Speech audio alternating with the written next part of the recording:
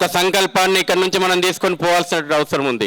స్వదేశాన్ని, స్వధర్మాన్ని, ససంస్కృతిని పరిరక్షించుకునేటువంటి ఒక మహా సంకల్పాన్ని ఇక్కడి నుంచి మనం ప్రతిజ్ఞ తీసుకొని పోవాల్సిన అవసరం ఉంది. ఇది ఆషామాషి కార్యక్రమం కాదు. ఈ కార్యక్రమంలో పాల్గొన్నటువంటి మనందరం కూడా ఈ ప్రాంతం లోపట, ఈ యొక్క ధర్మ కార్యక్రమం లోపల మనవంతు ఏం చేస్తామనేటువంటి ఆలోచన నింపుకొని పోవాల్సిన అవసరం ఉంది. పూజ్య స్వామీజీలు మనకు అనేక విషయాలు మనకు వివరిస్తూ ఉంటారు. హనుమంతుని ఉపాసించిన మనం దేశభక్తికి, దైవభక్తికి శక్తిని జోడిస్తేనే ధర్మ సంస్థాపన జరుగుతుంది అనేటువంటి దానికి రామాయణం మన కళ్ళ ముందున్నటువంటిది. రాముడు సాక్షాత్తు భగవంతుని యొక్క అవతారమైనప్పటికీ శక్తి తోడైతేనే ధర్మ సంస్థాపన చేయగలిగిండు. మనం పూజించేటువంటి ప్రతి దేవుడు ఇదే సందేశాన్ని ఇస్తూ ఉన్నారు. రామాయణం ఇచ్చేటువంటి సందేశమైనా, మహాభారతం ఇచ్చేటువంటి సందేశమైనా, భగవద్గీత ఇచ్చేటువంటి సందేశమైనా శక్తిని పూజించండి, శక్తిని సముపార్జించండి, శక్తిని ఆరాధించండి. ఏ దేవత అయినా మనకు ఎందుకు దేవుడైందంటే రాక్షస సంహారం చేసిండు కాబట్టి రాముడు దేవుడైండు. రాక్షస సంహారం చేసిండు కాబట్టి కృష్ణుడు దేవుడైండు. మహాభారతానికి కర్త, కర్మ, క్రియ అయ్యిండు. మనం పూజించే ఆదిశక్తి, అపరశక్తి, పరాశక్తి ఈ రోజున మనం అమ్మవారిగా పూజిస్తున్నామంటే రాక్షస సంహారం చేసింది కాబట్టి ఓ జగన్మాత మాకు కూడా ఆ శక్తిని ప్రసాదించమని పూజించిండ్రు. ఇది మనం చేసేటువంటి పూజ.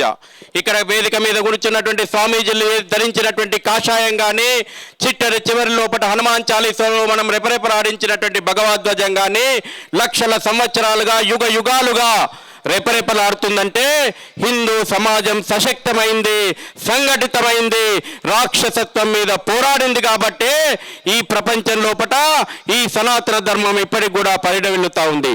ఛత్రపతి శివాజీ మహారాజ్ పేరు మీదనే యొక్క యోజన సంఘం ఉంది.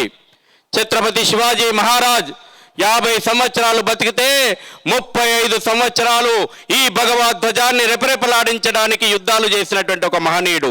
9 సంవత్సరాల వయసు లోపట పూణే నగరం లోపల తల్లితో తిరుగుతున్నటువంటి శివాజీ, అమ్మా ఈ దేవాలయం ఎందుకు ధ్వంసమైంది, అమ్మా ఎందుకు నా మాతృమూర్తుల మీద అకృత్యాలు జరుగుతూ ఉన్నాయి, నా అక్క చెల్లెల మీద అకృత్యాలు ఎందుకు జరుగుతున్నాయి, నా యొక్క గోమాత నడి రోడ్డు మీద ఎందుకు అచ్చగావించబడుతుందని అడిగితే జిజియామాత చెప్పింది, బిడ్డ ఈ దేశము, ఈ ధర్మము ప్రమాదంలో పడింది, కత్తి బట్టి కథన రంగంలోకి దూకన్నటువంటి ఆ తల్లి ఉపదేశం విన్నటువంటి ఛత్రపతి శివాజీ ఈ దేశం కోసం, ధర్మం కోసం శక్తిని సముపార్జించిండు. సమర్థ రామదాసు ప్రతి ఊరు, ఇవాళ మనకు ఊరి చివరి లోపట హనుమాన్ యొక్క మందిరాలు ఉంటే మనకు అర్థం కాదు.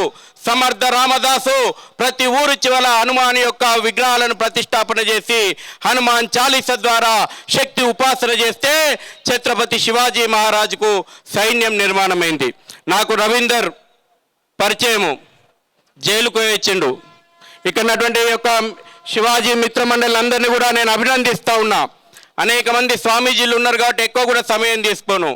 ఏమన్నాడు, మన యొక్క సంస్కృతిని పునరుద్ధరించుకోవాలన్నాడు. వేములవాడ పోయిండు, దర్గా హటావో వేములవాడ బచావో అన్నాడు. ఏ రకంగా అన్నాడు, మత విద్వేషాలు రెచ్చగొట్టడానికి ఇంకేదో కార్యాచరణ ప్రకటిస్తామని అనలేదు. చట్ట ప్రకారం న్యాయబద్ధంగా మా సంస్కృతి పునరుద్ధరించేసుకుంటాం. ఈ దేశంకి స్వాతంత్రం వచ్చిన తర్వాత కూడా నా దేవాలయాల వల్ల అయోధ్య రామ మందిరం గురించి ఈ జాతి ఎందుకు పోరాడింది, స్వాభిమాన మందిరం నిర్మాణం చేసుకోవాలనుకుంది, 500 సంవత్సరాలు పోరాడింది, 4.5 లక్షల రామభక్తుల బలిదానం తర్వాత భవ్య దివ్య రామ మందిరం మనం నిర్మాణం చేసుకున్నాం. రాబోయే రోజుల్లో పరామర్శించి వచ్చిన ఇంటికి పోయిన నా సోదరుని కలవడానికి ఈ రకమైనటువంటి ధైర్యం, ఈ స్వాభిమానం, ఈ పోరాట పటిమ ప్రతి హిందువుకు రావాల్సిన అవసరం ఉంది.